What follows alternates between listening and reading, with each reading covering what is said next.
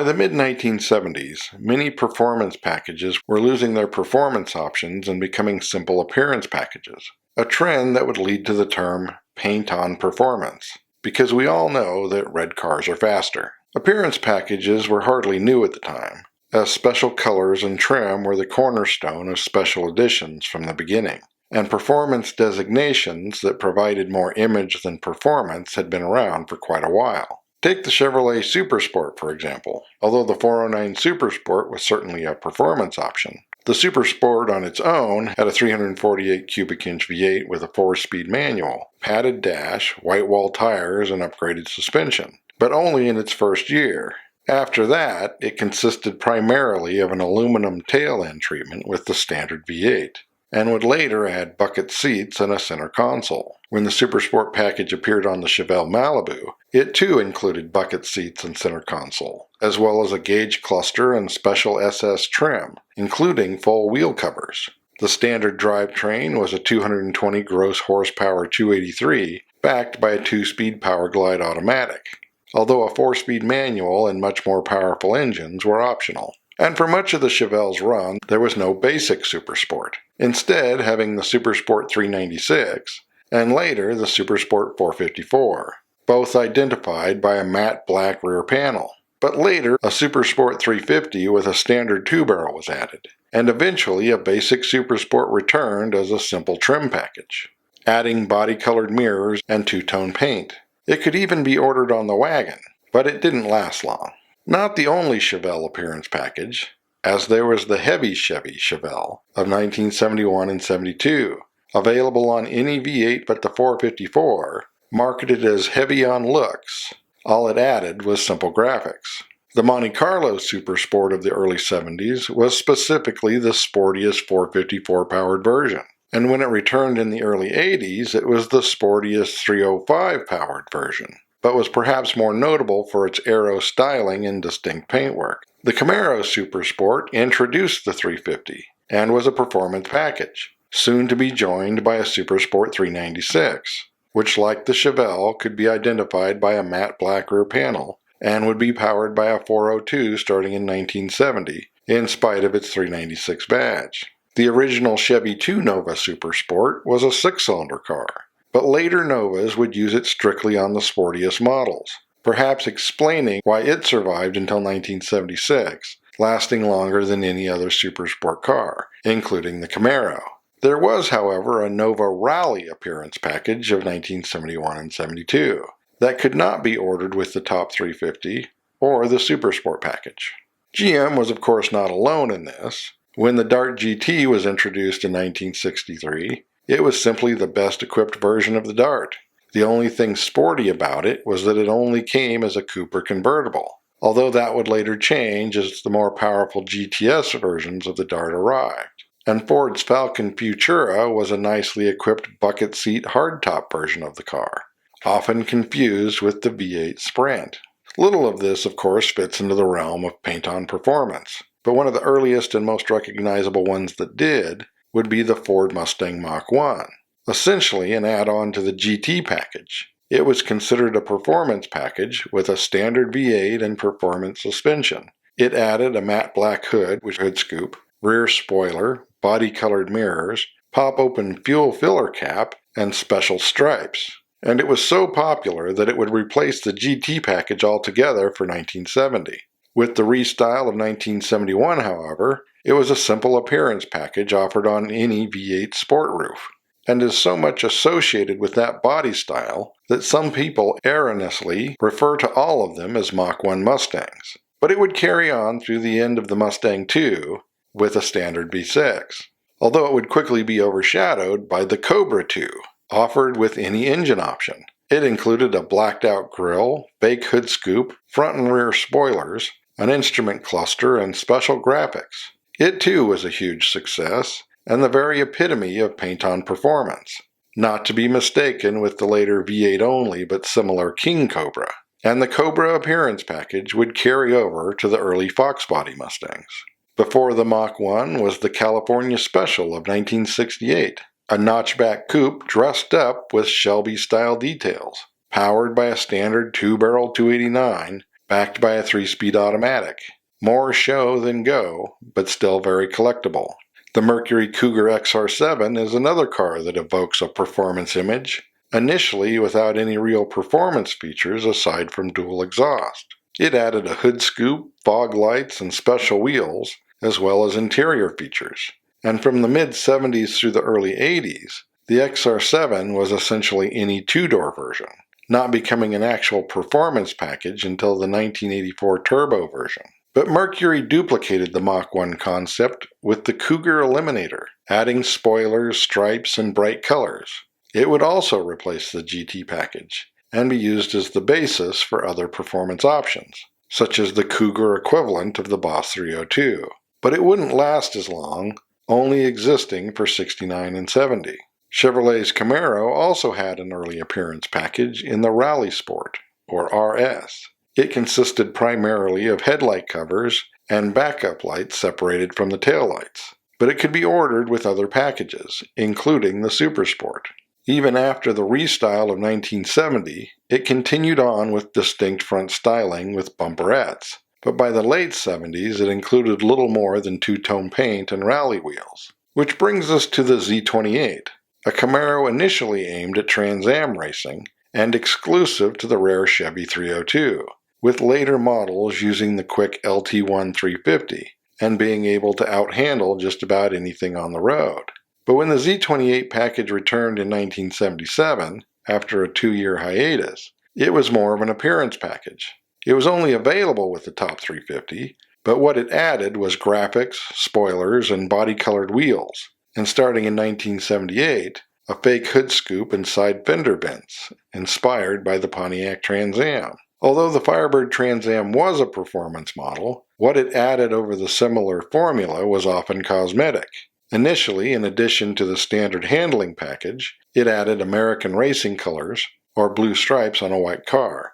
And the next year it added a distinct shaker hood scoop and fender vents. And by 1973, the classic Firebird hood decal. The Firebird formula itself being little more than an appearance package, with its twin hood scoops. It could be had with any V8.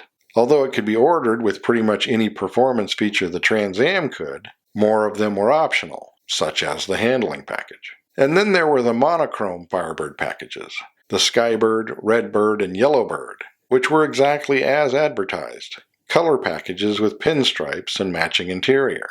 The original AMC AMX was a shortened 2-seat version of the Javelin, but with the restyle of 1971, it was just the top version of the Javelin, adding a heavy-duty clutch and tire upgrade to the 360 V8 models, as well as a unique grille, dual sport mirrors, and a center console. When the AMX name returned in 1977 as a sporty version of the Hornet, it included a floor shifter, spoilers, and rear window louvers.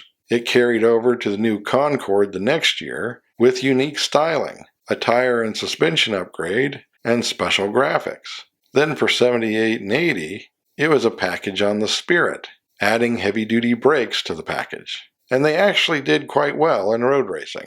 The Javelin's Trans Am edition was only offered with the top trim with most performance options. But its true distinction from other top Javelins was its Neapolitan red, white, and blue paint scheme, a color trend for American motors at the time that included the SC Rambler and the Rebel Machine. While the 1970 Mark Donahue Javelin was essentially a handling package with stripes and a ducktail rear fin, using much of the trim from the AMX, including the hood.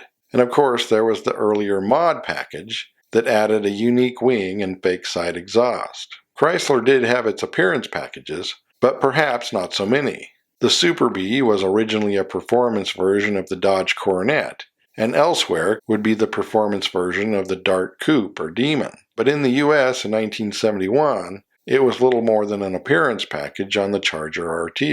And some people had a hard time with the Charger Daytona of 1975 being little more than an appearance package. But if we're being honest, the original could also be considered an appearance package. Although the nose cone and giant wing were effective aero add-ons, they were cosmetic changes. Then there was the Chrysler 300 of 1979, really just a top-of-the-line white Cordoba with a special grille and wheels. that carried over to the restyle of 1980 as the Cordoba LS, although in more colors and with an aero appearance. And of course there were others, such as the Plymouth Satellite Sebring Sundance, adding a summer motif inside and out.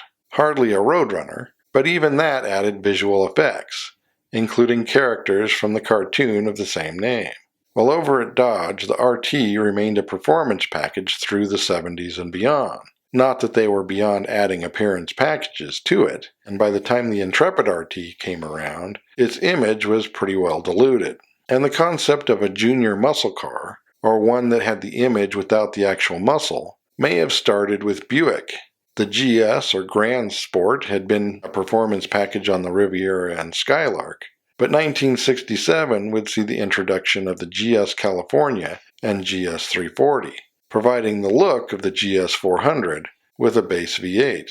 That was popular enough to become the GS 350 the following year.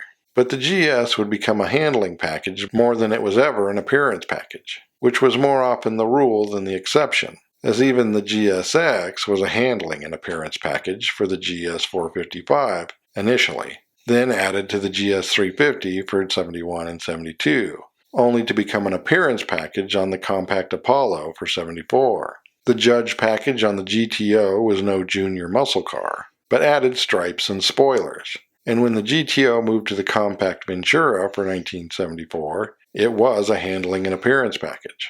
But not all such cars were using muscle car nomenclature exactly, such as the Pontiac GT37, a dress-up package for the base T37 Tempest of 1971 and 72. The Can-Am was a 1977 only package offered on the 6.6-liter Pontiac Le Mans, in white with multicolored stripes and a shaker hood scoop. It was the successor to the earlier Grand Am, which was an early aero package Le Mans from 73 to 75. Oldsmobile's 442 stood for 4-barrel 4-speed dual exhaust, but within a few years the 4-speed was optional, and by 1972 it was a handling and appearance package, and in 1976 it became an aero handling and appearance package. Although it would outlive the other designations associated with muscle cars, the only performance feature it had by the mid-80s version was the heavy-duty rear end.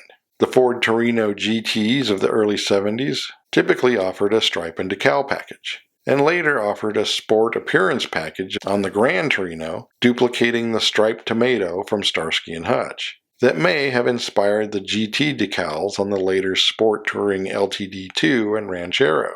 And sport decals were being offered on a variety of cars during the period. The Spider package on the Chevrolet Monza was a handling and decor package that included Spider graphics. Then there was the Pinto Cruising Wagon, a panel or delivery wagon with a bubble window and stripes, a package that lasted a couple of years and was also available on the Econoline van. The Ford F-Series pickup was not excluded. Not only could the Explorer package include stripes, but the freewheeling package made things very colorful, also available on the Bronco. Although the Chevy and GMC trucks were less likely to have actual appearance packages, they offered various two-tone packages, and some were more distinct than others, such as the GMC Sierra Wrangler. Dodge was the one that went all out on their appearance packages for pickups, with the lil'Red Express and Warlock. The Warlock was initially a black step-side or fender side with gold pinstripes and wheels and wood bed rails. The lil'Red Express was also a narrow bed truck with special trim and smokestacks, or vertical exhaust pipes. The Jeep CJ and Wrangler were perhaps the vehicles with the most appearance packages, dating back to the Tuxedo Park of 1961 through the Jeep Renegade and Golden Eagle to the video game editions, such as the Call of Duty editions. Of course, it hasn't been limited to American vehicles, but by the 80s would shift to the truck market for the most part. That isn't to say that appearance packages disappeared from cars, they just became more subtle, with numerous anniversary editions, commemorative editions, and more than a few editions for the Olympic Games. And then there were the bicentennial editions, and numerous designer series. Appearance packages that weren't really about looking sporty for the most part. In all fairness, many so-called paint-on performance appearance packages were associated with actual performance packages, even if it was more about handling or other upgrades than actual horsepower, which was often the case by the late 1970s. And although bright colors and stick-on graphics are hardly common on new vehicles today, expect to continue to see appearance packages well into the future. Are there any you can think of that stand out to you? Let me know. And as always, thanks for watching. Don't forget to comment below and like and subscribe.